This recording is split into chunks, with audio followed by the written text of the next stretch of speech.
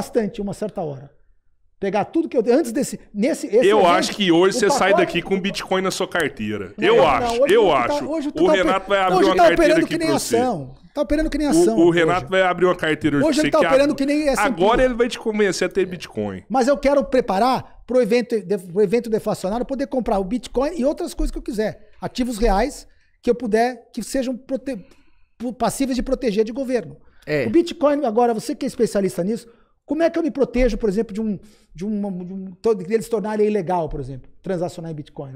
Ou criminalizar o cara que vai tentar comprar alguma coisa em Bitcoin? Nixon, em 71, Nixon, além de acabar com a janela de ouro, ele também declarou guerra às drogas, não é isso?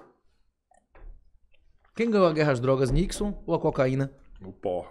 Até hoje é o pó, né? É mais fácil você reprimir o tráfico de drogas ou Bitcoin? Mas aí vai ser criminalizado? Vai poder ser preso se me pegarem transações? Ter dólares na União Soviética era lícito. Porque droga, se eu resolver vender droga, eu sou preso se eu for pego fazendo isso. Na nossa infância, e como é que eu faço para não ser preso transacionando Bitcoin se acontecer de criminalizarem isso? Na nossa infância, era lícito ou ilícito ter dólar? Ter dólar físico? No Brasil nem podia. Era ilícito. Todo mundo tinha, não é isso? Tinha doleiro ou não tinha? Tinha. Todo mundo, classe média baixa, tinha dólar de doleiro, não é isso? Mas tinha época que eles faziam batida em doleiro, tinha época que eles liberavam. Em Cuba, é lícito ou ilícito ter dólar? Todo mundo tem? Venezuela liberou agora, mas passou 10 anos que era proibido e todo mundo tinha, não é isso? Na Argentina, a gente passou 8 anos proibido de ter dólar e tinha mais dólar físico na Argentina do que nos Estados Unidos, não é isso? Eu tô te perguntando isso por quê? Porque esses caras globalistas, eles são tirânicos. Eles vão arrumar uma... É que nem a da vacina. Eles prendiam as pessoas porque não tomavam vacina. Mas a hora que eu te chamei no banco... E aí como é que é? E se o cara prender porque eu tô fazendo uma transação em Bitcoin, que é uma transação paralela, igual o dólar era? É mais fácil reprimir o tráfico de drogas, que você tem que como reprimir fisicamente, do que reprimir transações de Bitcoin, que são uma coisa que não tem... Não, o cara tem que gravar física, né? O cara lá fazendo a transação, pagando outro, pegando a mercadoria, tem que filmar, sei lá o quê. Porque eles vão impor a moeda única, que vai ser uma criptomoeda. Vai ser um chip, alguma coisa que eles dão para você usar a criptomoeda ali. Tem muitas pessoas que acreditam que vai voltar o Gold Standard. Inclusive que a China tá comprando tem os Gold Bugs também, Mas a questão é a seguinte. Quem tinha cobre na época que a prata começou a circular foi destruído financeiramente. Os países, as empresas e as pessoas que rodaram prata no Gold Standard, quando o ouro começou a ser usado como moeda, foram destruídos financeiramente. Porque o ouro tem uma inflação menor, ele é mais escasso do que a prata. E as pessoas que acumularem ouro, enquanto o Bitcoin se torna a reserva de valor dominante, também vão ser obliterados. De 79 até 2007, durante 100% do tempo, o cara que comprou no ápice de 79, perdeu 100% do tempo em ouro até 2007. 28 anos de perda nominal. Em termos, se você botasse CPI, né, ou se você utilizar índice de preço, que é mentira, você ainda está perdendo até hoje. Aí depois, teve o negócio lá da Inglaterra sair vendendo, teve vários fatores, né? E depois teve um outro pico do ouro em 2011, que até o ano passado não tinha ultrapassado mais uma vez 12 anos de perda em termos nominais em dólar. De 2011 para cá só subiu, né? Fez um fundo em 2011. Então teve o topo em 2011, não é isso? Teve o topo em 2011 que só recuperou ano passado. Acho que em 2011 foi o fundo do ouro, não foi o topo. Teve dois topos, não é isso? Teve 2007, aí depois teve 2011. Agora, ano passado, que passou o topo em 2011. Eu até pego o gráfico aqui. É isso.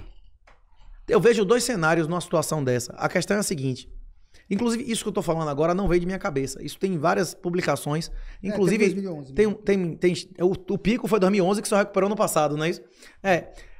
Eu já conversei isso, inclusive, da última vez com vocês. Quem tiver alguma dúvida, dê uma olhada na tese de pós-doc do MIT, de um cara chamado Jason Lowry, que é tenente-coronel da Força Espacial Americana.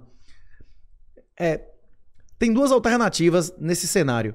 Eu acredito que em um cenário de colapso e tal, nos próximos anos, a maioria dos países do mundo, eles estão reduzindo suas reservas em dólar, eles estão reduzindo sua exposição de título longo prazo em dólar. Por que a China está comprando ouro? Na minha opinião, a China está comprando ouro e ela nem divulga suas reservas. Se ela está comprando ou não, a gente nem sabe quanto. Porque ela tem dívidas da época que era uma monarquia em ouro, em quantidade muito superior ao que ele tem título em dólar. E algum dia isso vai ser pago. Como a China pagou a Inglaterra para receber Taiwan em vez de entregar para Taipei, não é isso? Então, a China tem passivo em ouro, por isso que acumula ouro. Os dois cenários que eu vejo são os seguintes. Em 1933... os Estados Unidos, a definição de dólar era 20 dólares é uma onça de ouro. Uma onça de ouro é uma onça Troy. é 31 gramas de ouro. Tem moeda de 31 gramas de ouro que é escrito $20 até 32. Em 33 eles compraram tudo isso aí e depois que eles compraram tudo de todo mundo, disseram, agora mudamos a definição. $35 é uma onça de ouro. Ou seja, eles quadruplicaram o asset em relação à dívida, porque eles dobraram o patrimônio e caiu a metade a dívida. E foi essa grana que os Estados Unidos conseguiu manter o déficit depois durante a década de 30 até a Segunda Guerra Mundial. Muitas pessoas, inclusive, alegam que isso foi o fim, embora foi a guerra, não é isso? A maior parte dos bitcoins em custódia corporativa no mundo hoje estão em custódia corporativa americana. Porque os Estados Unidos, com o fracking, conseguiu atrair um monte de minerador para dentro dos Estados Unidos e com o banimento da China. E tem uma cacetada de grandes corporações como BitGo, Kraken, Coinbase, que tem sede nos Estados Unidos. Além disso, os maiores ETFs do mundo, que tem 3, 4% de todos os bitcoins, também tem sede nos Estados Unidos. Fora as empresas listadas nos Estados Unidos, como o MicroStrategy, que tem mais de 100 mil bitcoin em caixa. Na hora que essa quantidade passar de 7, 8%, que hoje é 5, 6%, os Estados Unidos vai conseguir ter proporcionalmente mais bitcoin em relação ao market cap do que tem de ouro no mundo, desapropriando esses bitcoins. Essa é uma das possibilidades. Você acha que eles vão comprar para se apropriar deles? Iminente domain, desapropriação. Eles vão desapropriar. E como que desapropria se eles não têm a chave para tirar do cara? Eles não cabe um soldado. Vão na porrada? Dá a chave aqui. Inclusive, os Estados Unidos, na ponta do cara. 1º de janeiro. Nos Estados Unidos hoje não tem uma norma equivalente à nossa instrução normativa 888.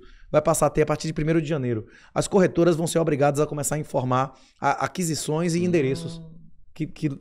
Aí ele vai saber. O CPF que tem a chave privada. O CPF, isso. O Social Security, não é isso? O ISIN, que seja equivalente a cada endereço. Isso. Eles não têm hoje. Eles intimam o cara para entregar a chave. Não vai intimar o cara, vai intimar a corretora. O ouro que mas a corretora não tem a chave privada do cara, só ele. Mas quantos por cento das pessoas compram Bitcoin você acha que faz autocustódia? A maioria deixa com a corretora, é isso? 96 a 98% deixa na corretora. Então vai ter liquidação forçada de Bitcoin. Calma. Então a queda no preço é real, porque eles podem confiscar e forçar a liquidação para baixar o preço para eles comprarem tudo. Se eles quiserem comprar tudo para fazer isso, eles têm que primeiro forçar a liquidação desses clientes, liga nas corretoras e força, liquida, derruba o preço e aí se apropria. Mas aí quem fez a autocustódia foi bom pra ele. O preço cai durante 2, 3 dias, ele entra e no dia seguinte vale 10 vezes mais. Mas depois que o cara vai cair pro cara comprar, mas depois vai subir. Ele cai por alguns meses. Depende do... Ele pode reprimir preço durante... Quanto mais tempo, é mais caro reprimir preço. Porque na correria deflacionária, todo mundo tá buscando dólar nessa época. Tá buscando liquidar, sair vendendo para poder pagar a dívida. E aquela espiral que em 29 levou 2 anos e meio a espiral deflacionária. Caiu de 29 para 32 a bolsa. Mas hoje em dia as coisas são mais rápidas do que antigamente, comunicação e tudo mais. Eu acho que não leva 3 anos, mas também não leva 3 dias. É isso. Esse tipo de crash de mercado leva alguns meses. Tem que segurar um mês para todo mundo, para liquidar tudo que tem. Porque quem tiver um pouquinho de reserva, segura. E aí o nego tenta segurar. Aí vai vir alguém falando não pode short sell. Quando o cara proíbe o short sell, sobe 3 dias, depois cai de novo. Manda estratégia. Manda estratégia. O Gold Standard nunca vai voltar. Porque, inclusive, hoje é muito mais fácil falsificar ouro do que no passado. Nós temos minerais hoje, tem técnicas industriais de falsificação que são muito mais baratas do que eram no passado, não é isso? Nunca vai voltar o Gold Standard também por causa da natureza humana. Foi o que a gente estava falando aqui. Você tem impressora que você aperta e morre uma pessoa aleatória, a gente vai imprimir $1 milhão, $1 milhão. Vamos fazer. Mata até as horas, não é isso? Pronto. Tem na obra clássica de Goethe, Fausto, não é isso? Da literatura alemã, 200 anos atrás, já ensinava, o Satanás ensinava a fazer moeda fiduciária. Você dá títulos de ouro, mais do ouro que você tem, você fica rico, não é isso? Toda vez que você dá, o poder corrompe, o poder absoluto corrompe absolutamente, não é isso? Dá o poder do Estado imprimir moeda, provocou as guerras mundiais. As guerras mundiais não teriam 1/10 do escala de destruição que elas tiveram sem moeda fiduciária. Moeda fiduciária dá aos estados o poder de captar sem limites riqueza e aí fazer... O Estado tem toque de merdas. O que ele toca, ele merda, não é isso? Toque de Midas? Toque de merdas, não é isso? De merdas. Tudo que ele toca, ele merda, não é isso ou não? O quê? Pronto. Eu chamo de anti-Midas. É isso. O toque de Midas não toca, tudo vira ouro. O anti-Midas, tudo que toca vira... Eu chamo de toque de merdas. Tudo que ele toca vira merda. É isso. Eu sou um pouco mais delicado. É isso. O mundo vai confiar em deixar ouro na China? É a mesma coisa. Você confiaria em pegar um vale ouro e deixar esse dinheiro na mão de Dilma? Jamais. De Janja? De ninguém. Nem de Bolsonaro? Nem de Bolsonaro, nem de Dilma, nem de Lula. De governo nenhum. Não é porque o governo... E não é porque esse governo... Não é por causa da pessoa do governante. É por causa das motivações. Na hora do problema, foi em 2020. Você acha que os governos fizeram aquele déficit por quê? Foram obrigados a fazer isso. Mas é isso. Aqueles que fizeram 700 bilhões de déficit aqui, porque foi uma avalanche de coisa de fora, foi quase que ordem mundial aqui. É isso. Mas o Bitcoin resolve esse problema porque ele é colateral supremo. Eu deixaria uma chave de uma multisig na mão de Dilma, na mão de Lula, na mão de Bolsonaro, na mão de Janja, de qualquer um deles, contanto que eu e você, que somos as partes, tivéssemos as demais chaves. O Bitcoin é o único ativo que eu posso emprestar a você e se você mover, eu posso provar publicamente que você cometeu um infiel depósito. O Bitcoin é o único ativo na história da humanidade que se eu quiser eu levo comigo. Não, você pode provar, mas você executa depois? Você consegue fazer o cara trazer de volta? Consegue. Se for uma multisig, sim. Por exemplo, vamos dizer, eu não confio em você, Faca. Vamos dizer que eu não confio em você, mas ele confia muito em você e a gente pode fazer uma multisig. O que significa isso? Eu eleger você como meu árbitro e nós temos chaves, inclusive. Eu confio em você e vamos dizer que a gente escolhe vocês como árbitros e a gente faz uma multisig que eu preciso da minha assinatura e da dele ou da assinatura de um de nós e vocês dois, por exemplo. E isso permite contratos inteligentes. Por exemplo, esse pós-doc que o cara entregou lá da Força Espacial, que fala sobre o uso do Bitcoin em estratégia de guerra como quarta camada de conflito, ele explica isso. Se os Estados Unidos utilizar o Bitcoin tomando não, é uma expressão muito forte, né? Desapropriando o iminente domain, comprando involuntariamente. Né? Comprando, que você tá pagando. Confiscar é não pagar, não é isso? Desapropriação, você tá pagando o cara, não é isso? Se o cara pagar pouco, é quase o confisco. Não, mas é o preço de mercado. Se é pouco, o problema é mas ele vai derrubar o preço. Deixou na corretora porque quis. Ele vai derrubar o preço primeiro. Escreve lógico. Ainda mais se você não quiser, é como é o nome minhahonra.net, 300 contos você aprende, né, Isa? Ele não vai pagar 60 mil. Nesse cenário, ele vai forçar as corretoras a vender tudo a mercado. Ele pode até ficar no bid lá pra comprar. Caiu. Não, mas se ele ficar no bid, ele vai segurar o preço. Não, devagar. O ideal é que derrube o preço de cotação, ele vai lá e pau, não é isso? Não, no bid. Manda fechar. O bid com 5% de intervalo, pra ir caindo rápido. Isso. Entendeu? E aí ele força a venda. Quando cair, aí ele confisca baratinho. Aí depois. Dessa hora que eu quero comprar. Se os Estados Unidos desapropriarem todos os bitcoins de custódia corporativa, tendo 10, 15% dos bitcoins. Aí ele, segundo esse tenente-coronel da Força Espacial Americana, ele poderia ser a última Fiat a existir, enquanto todas as outras fossem obliteradas. A gente estava conversando aqui do Drex, que o governo brasileiro expressamente pretende destruir moeda física nos próximos 3 anos. Eu acredito que o dólar não vai destruir moeda física nos próximos 30 anos.